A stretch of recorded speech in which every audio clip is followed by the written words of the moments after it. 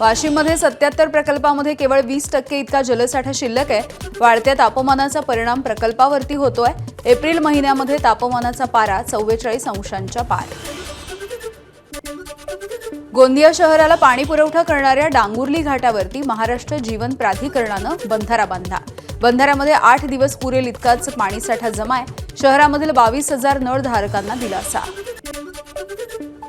गोंदिया शहराला पाणी पुरवठा करणाऱ्या वैनगंगा नदीचा डांगुर्ली इथला घाट कोरडा ठाक। गोंदिया शहराला मर्यादित पाणी पुरवठा होतोय। शहरामधील सुंदरनगर भागामध्ये पाण्याची टंचाई 2 ते 3 किलोमीटर लांब जाऊन नागरिकांना पाणी आणावं लागतंय।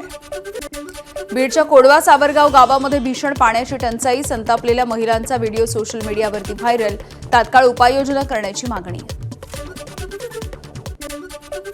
बारामती तालुक्यामधल्या पाणी टंचाई असलेल्या गावांना युगेंद्र पवार यांनी भेट दिली आहे। अंजनगाव, जळगाव, सुपे, कारहाटी आणि पानसरेवाडी या गावांमधल्या ग्रामस्थांसोबत संवाद साधून मदत करण्याचं आश्वासन।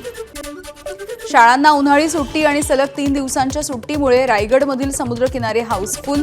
मुरुड, अलिबाग, दिवे आगार या समुद्रकिनाऱ्यांवरती पर्यटकांची गर्दी। सलग आलेल्या सुट्ट्या आणि मे महिन्याची सुट्टी यामुळे पंढरपूरमध्ये भक्तांची मोठी गर्दी झाली आहे। उन्हाचा तडाखा टाळण्यासाठी सकाळपासून भाविकांच्या रांगा। उन्हापासून सुरक्षेसाठी मंदिर प्रशासनाकडून उपाययोजनांची आवश्यकता। सलगच्या सुट्ट्यांमुळे तुळजाभवानीच्या दर्शनासाठी भाविकांची गर्दी। उन्हाच्या कडाक्यामुळे सकाळ आणि संध्याकाळी दर्शनासाठी मंदिरामध्ये जास्त भाविक येत आहेत। भाविकांची उन्हामुळे गैरसोय होऊ नये यासाठी प्रशासनाकडून सोयी सुविधा।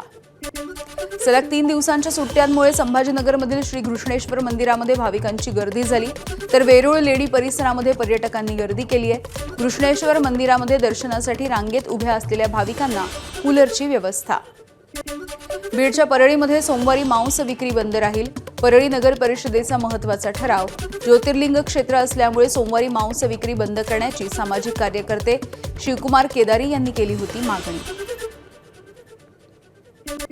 2029 मध्ये भाजप स्वबळावरती लढू शकतो, मंत्री संजय शिरसाट यांचं मोठं विधान। तर येणारं संकट स्वीकारणार असल्याचं देखील त्यांनी स्पष्ट केलं। कोरोना काळामध्ये एकनाथ शिंदे यांचा जीव उद्धव ठाकरेंनी वाचवला। एकनाथ शिंदेंनी उद्धव ठाकरे यांचेच आभार मानावेत। संजय राऊत यांचा शिंदेंना टोला, तर शिंदेंनी अयोध्येची पाहणी करण्याचा दिला सल्ला। बच्चू कडू यांचा शिवसेनेमध्ये सहभागी होण्याचा निर्णय योग्य आहे। शिवसेनेमध्ये सहभागी होण्यामुळेच कामं होतात याची बच्चू कडूंना कल्पना आहे। शिवसेनेचे आमदार आणि मंत्री संजय शिरसाट यांची प्रतिक्रिया। बच्चू कडूंवरती टीका करण्यापेक्षा राऊतांनी आपल्या पक्षामधल्या लोकांची भूमिका पाहावी असाही सल्ला। 2029 मध्ये भाजप स्वबळावरती जाऊ शकतो, आम्ही येणारं कोणतंही संकट स्वीकारण्याची तयारी करतोय, शिवसेनेचे नेते आणि मंत्री संजय शिरसाट यांचं वक्तव्य। प्रत्येक पक्ष आपापल्या पक्षाला पुढे नेण्याचा विचार करत असतो, पक्ष वाढवण्याचा त्यांना अधिकार असल्याचं देखील मत व्यक्त केलं। पालघर जिल्हा परिषदेचा मनमानी कारभार, हजारो विद्यार्थ्यांच्या शैक्षणिक भवितव्यावरती टांगती तलवार आहे। नवीन वर्षामध्ये 9वी आणि 10वीचे वर्ग बंद करण्याचा जिल्हा परिषदेचा निर्णय। जिल्हा परिषदेच्या 57 शाळांमध्ये असलेले 9वी आणि 10वीचे वर्ग पुढच्या शैक्षणिक वर्षापासून बंद होणार आहेत।